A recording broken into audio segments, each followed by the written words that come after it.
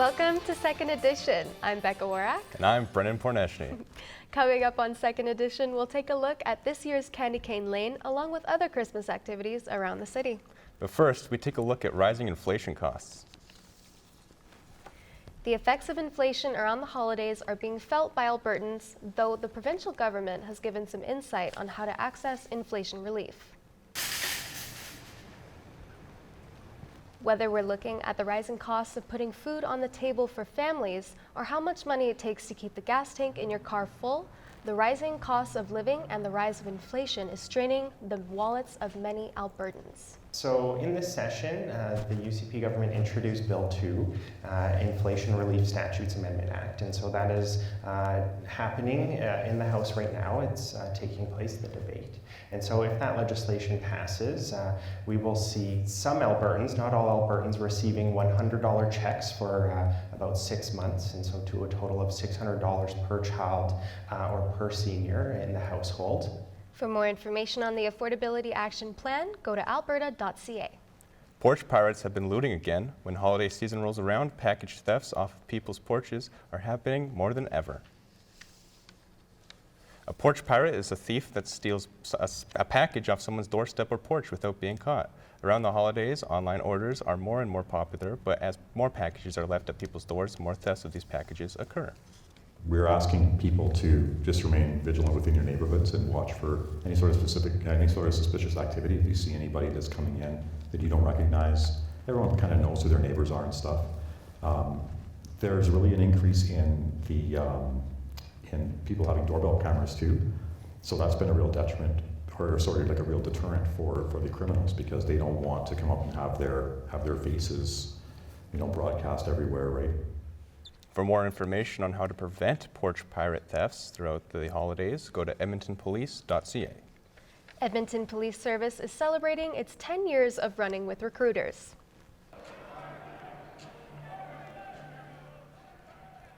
Running with Recruiters is an annual group exercise held by the Edmonton Police Service and promotes exercise in youths, as well as creating a place for recruiters and recruits to socialize and form bonds. The program was held at the Commonwealth Community Recreation Centre and is on its 10th year.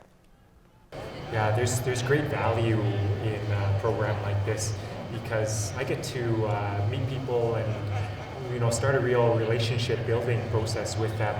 It means so much more than just like a paper application form, which is really, it's faceless and nameless, and there's that personal touch is lost. So being able to interact with these applicants on a very regular basis, it's just a big advantage all around. The Alberta legislature is all bright with Christmas lights. The annual light up of the legislature was held this past Thursday. All of the legislative grounds were lit with lights, as well as a huge Christmas tree in the center of the event. Those attending were welcomed with free hot chocolate, a live choir, and a few words from our Premier, Daniel Smith. Honored guests. Good evening, everyone, and thank you for joining us as we light up the legislature Christmas tree and usher in the holidays. After the -30 and the cold of the last few days, it is amazing that we're able to be out here doing this on such a beautiful December evening.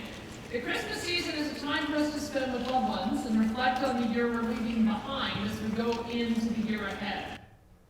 The lights will be up till January 31st, 2023. Last weekend was an interesting one for teddy bears and the snowboarding community. Indeed it was. Two big events were taking place Saturday. Our Amran Wahidi has more on those stories. 'Tis the holiday season. The Edmonton Oil Kings are back hosting their 15th annual teddy bear toss. The ice was littered with over 13,000 teddy bears last Saturday night.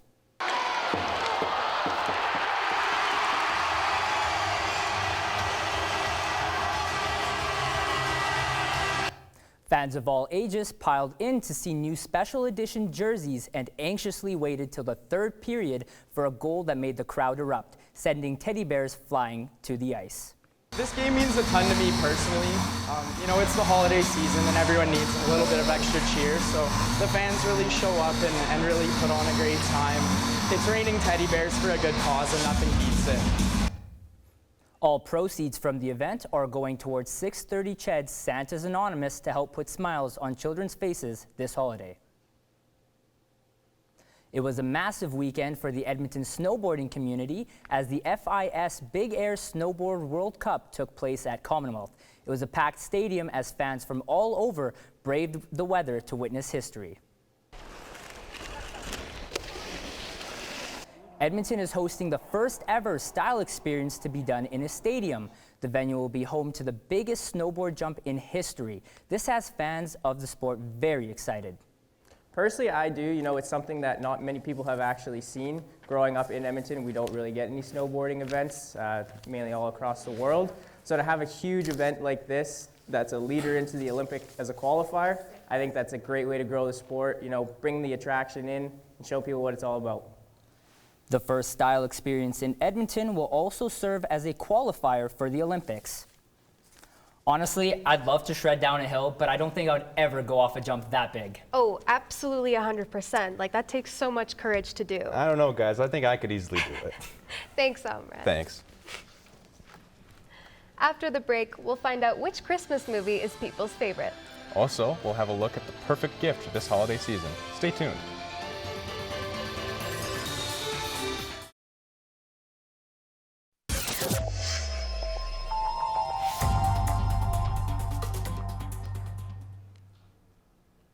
Candy Cane Lane and Christmas movies are a holiday must for most Edmontonians.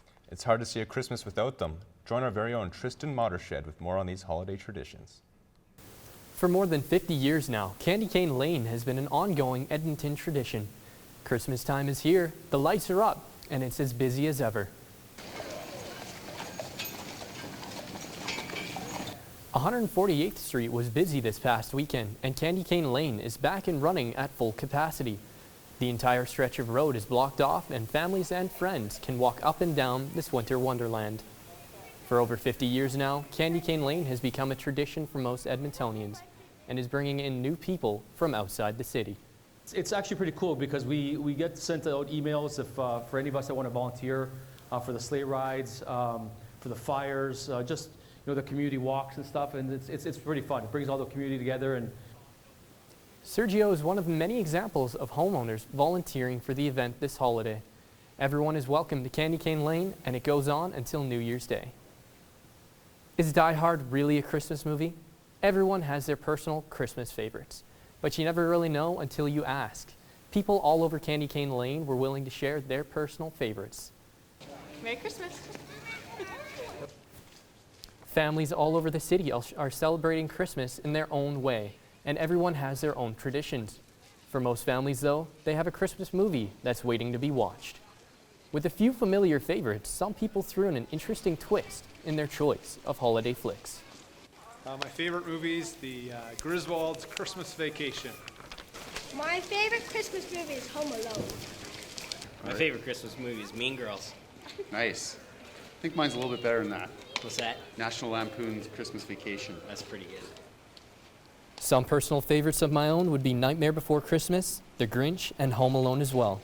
Cuddle up to your family, throw on a Christmas movie, and have a Merry Christmas. Whew, I think I need to make my way down to Candy Cane Lane before Christmas hits. Same here. As long as afterwards I can bundle up and watch a Christmas movie. That's right. I think Mean Girls is going to become a new Christmas tradition. Thanks, Tristan. Thanks, Tristan. Being a student while inflation costs are on the rise is not easy. And for those who experience homelessness during this time, it can be even harder. It's more important now than ever to remember to give back to our community. Edmonton's Bissell Center has seen 20% increase in programming. Our Mackenzie Mazinkowski has more on this.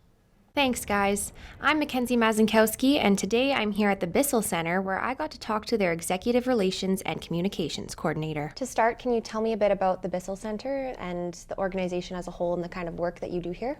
So Bissell Center has been around for more than 110 years. And the goal with Bissell Center, our main focus, our main mission, is to eliminate poverty in the community. How we do that is through some emergent need programming and some long-term programming, such as housing and childcare, things like that. So when an individual is experiencing houselessness and they come to our center, our goal with every single individual is to build a relationship with them so that they trust us on their journey out of poverty, and we can help guide them. We're not here to tell anyone how they should live. I think that, we at Bissell think that people are they're the experts in their own lives. We're just here to show a different way and a path out of and through the system, because the system can be really tough to navigate. You mentioned that the Bissell Center has been around for 110 years. Can you tell me a bit more about its history? Yeah, so originally Bissell was actually started to support, strangely enough, with what's happening in the world, Ukrainian immigrants. And so that's where our focus was. Over the years, we've shifted through, for instance, our child care center opened up in the 80s, and so that's been operational now for 40 years. We had created space for, and we're not trying to own this, but it's just something really cool that happened at Bissell Center was there was a time when Indigenous groups it was illegal for them to meet in large numbers, so they couldn't get treaties and stuff signed. And so we have some treaties were actually signed here at Bissell Center because we gave them the space to do so. Do you find that the need for your services is greater closer to the Christmas season?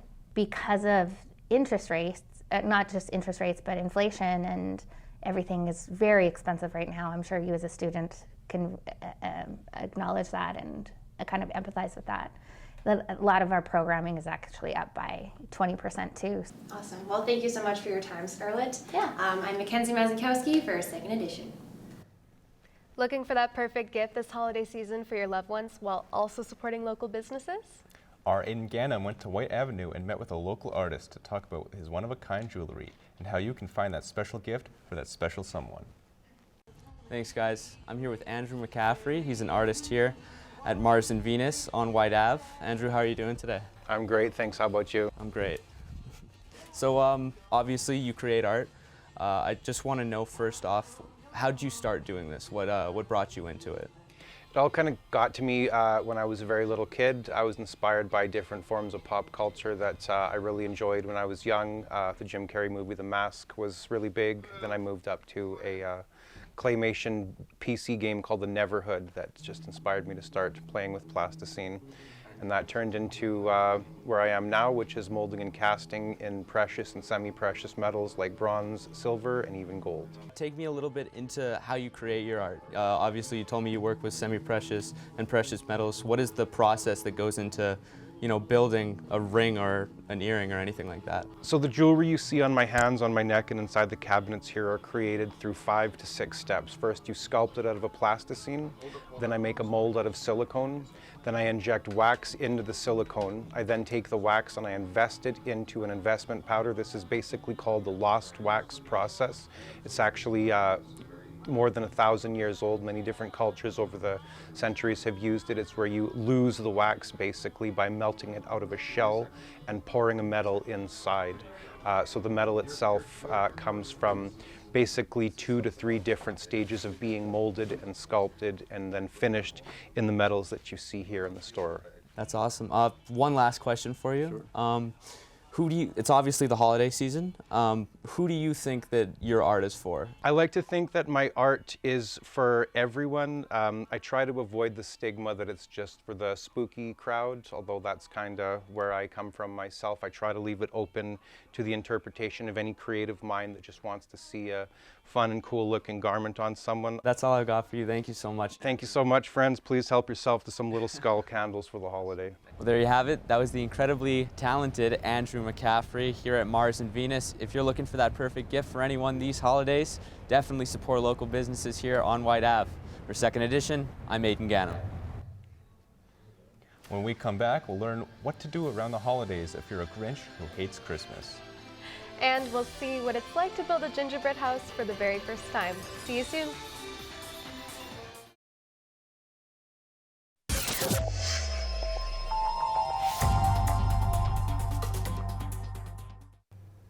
Welcome back to Second Edition. You know, Becca, I've been getting tired of doing the same thing every holiday season. Well, Brennan, you're in luck. We're about to see what it's like to celebrate an Irie Christmas. Here's our very own Cavell Clark with more on that. Christmas in Jamaica, here we come. We'll just... What the... This is not what I had in mind. I know you can hear me. Beach, jerk chicken, beach, jerk chicken. Haha, I see you have a sense of humor. I guess I won't be going to Jamaica this holiday season, but I'm taking a piece of Jamaica with me to Canada and you're coming along for the ride. 3 things you need to have at Irie Christmas. 1, great food. 2, good music. And 3, your best dance move. Come along with me. Just smelling that jerk chicken, it's already an Irie Christmas. While we're waiting for the food, I'm going to share with you some fun facts about Jamaica. So let's get to it. First thing, the language is known as Creole or Patois. So I'm going to teach you a few. Here we go. Where is that? Where that day? What are you doing? Where ya do? The national flag color is green, which represents the forestry of the land, black, which is for the strength and creativity of the people, and of course gold, which represents natural wealth and beauty of the sunlight. And guess what? There's over 50 beaches to choose from. It is also known for dances like this, these, and this. Famous Jamaicans that you may know: Bob Marley, Usain Bolt, Shaggy, Sean Paul, just to name a few. Oh, baby, yes, come to mama. And it falls right off the bone. That's what I'm talking about. Look at that. And it has the right color. Nice, really nice. You may have your own family Christmas traditions or planning on starting one this year. Just always remember, it's a time to unwind, reflect, and spend with your loved ones. I'm Cavell Clark for 2nd Edition News. Have yourself an Irie Christmas, and a prosperous new year when it gets here.